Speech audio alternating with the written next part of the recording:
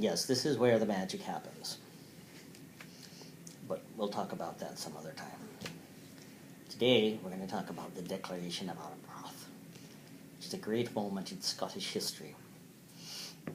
Now, if you want to talk in a Scottish accent, you have to learn a few things.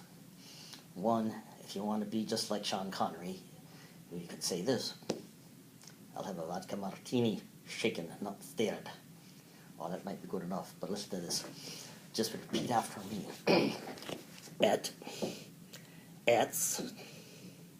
It's not a skirt.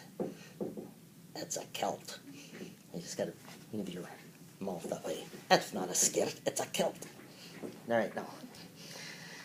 Tartan Day is a national holiday in America, commemorated by Congress, and it is in memory of the Declaration of Arbroath, which was signed on April 6, 1320.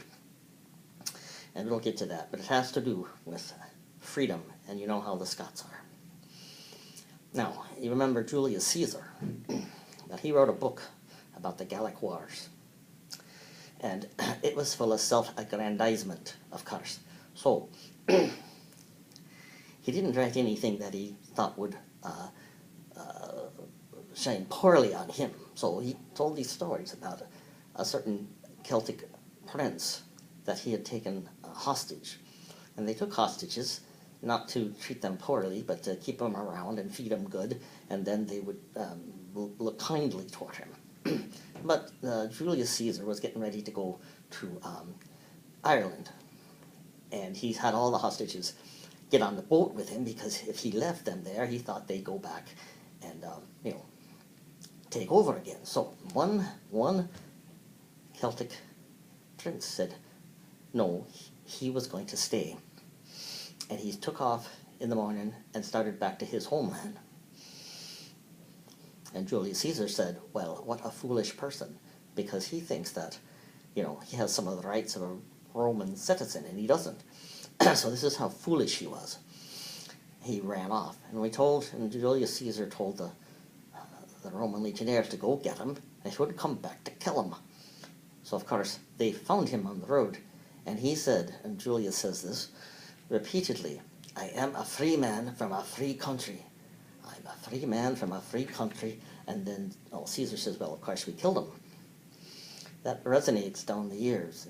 If you have ever seen Braveheart, such as it is, with our friend Mel Gibson, who's, had some problems lately, but he was pretty good then. And he played William Wallace, and of course, the cry of freedom was very important in that. So, at that same time, the person that William Wallace, Braveheart, was fighting was King Edward. And when he was running around loose in Scotland, all the noblemen sent a letter to the Pope in 1320. And it's called the Declaration of Arbroath. And if you know at that time that Robert the Bruce, who was also in that movie and was kind of a, milquetoast for a while, he was the king. And so they wrote to the Pope and said all the terrible things that King Edward was doing. And he said, I'm going to read this, I don't have it memorized. But from these countless evils we have been set free by our most tireless prince and king and Lord Robert the Bruce. To him we are bound by both law and by his merits, and we are bound both by law and by his merits, that our freedom may still be maintained, and by him, come what may, we intend to stand. Yet he should give up what he has begun, and agree to make us or our kingdom subject to the King of England.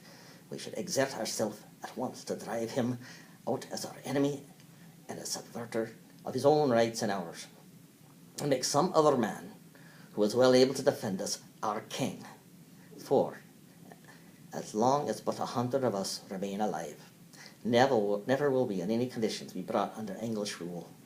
It is in truth not for glory, nor riches, nor honours that we are fighting, but for freedom, for that alone which no honest man gives up, but with life itself. Now, that's pretty powerful stuff. Robert Burns wrote some words about this. Robert the Bruce speech to his troops the night before the Battle of Bannockburn, which was, I'm sure, in that movie. I don't remember if it's the one they won or the one they lost, anyway. And it's sort of a national anthem in Scotland, and they teach this little march to the children in school. And it's actually pretty gory, but they, that's how they toughen them up.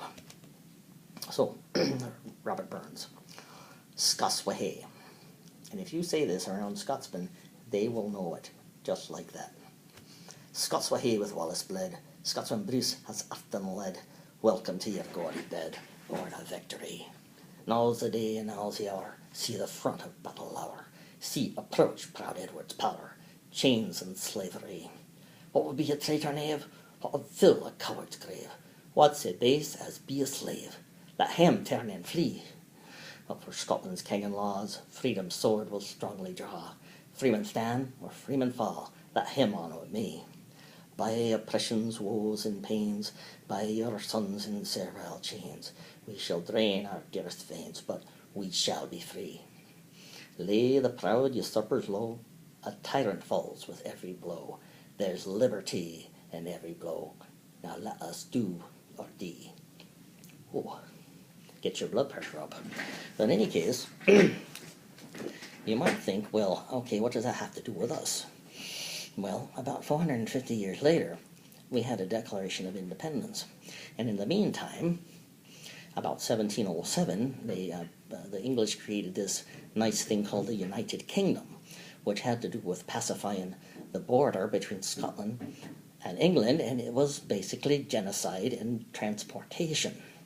And so they sent all the riding clans and the bad people that they didn't like or had ideologies they didn't like, and they sent them first to Northern Ireland, and they sent them to America. And before 1776, about 250,000 Scots-Irish came and settled in the Appalachian area and all down. And that was the backcountry ascendancy, they called that. And when Patrick Henry said, "Give me liberty or give me death," that's what he was talking about, natural liberty. Natural liberty as set out in the Declaration of Arbroath. And so, the United Kingdom was made in 1707, and wouldn't you know, they sent all those Scots over to America and we had ourselves a revolution. And you can see the connection between the Declaration of Independence and the Declaration of Arbroath. We hold these truths to be self-evident, that all men are created equal, that they are endowed by their Creator with certain unalienable rights. Among these are life, liberty, and the pursuit of happiness. And here's the important part, that to secure these rights, governments are instituted among men, deriving their just powers from the consent of the governed. Well, that's exactly what they're talking about. That whenever any form of government becomes destructive of these ends, it is the right of the people to alter or to abolish it, and to institute no new government.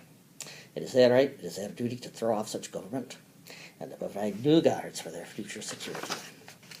So, at about this same time then, the poet Robbie Burns was a young man, and he was well inspired by the American Revolution and the French Revolution after it.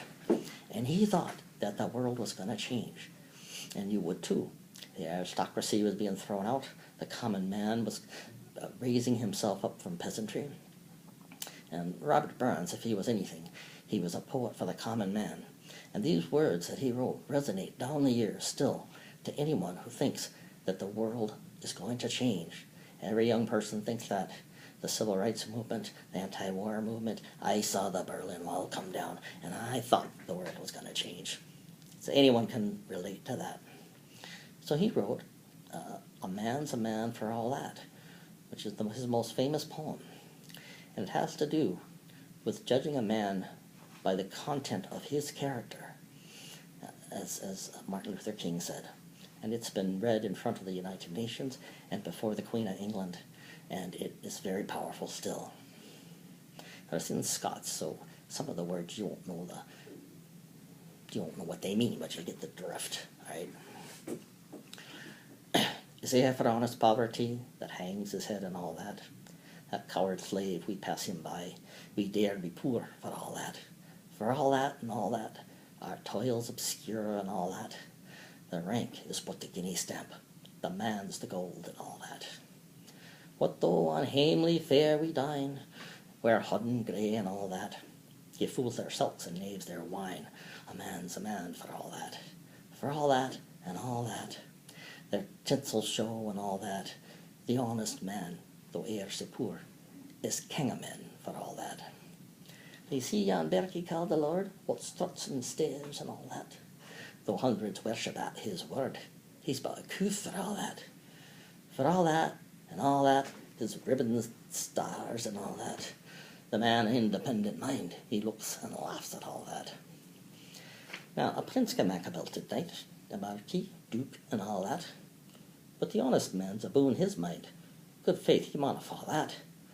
For all that and all that, their dignities and all that, it's pith of sense and pride of worth, it's higher rank than all that. And so we pray that come it may, and come it will for all that sense and worth are all the earth will bear the gree for all that. For all that and all that, it's coming yet for all that man to man, the whole world o'er, shall brothers be for all that. Oh, that just makes your blood pressure rise, doesn't it? But we'll have more later. Thank you very much.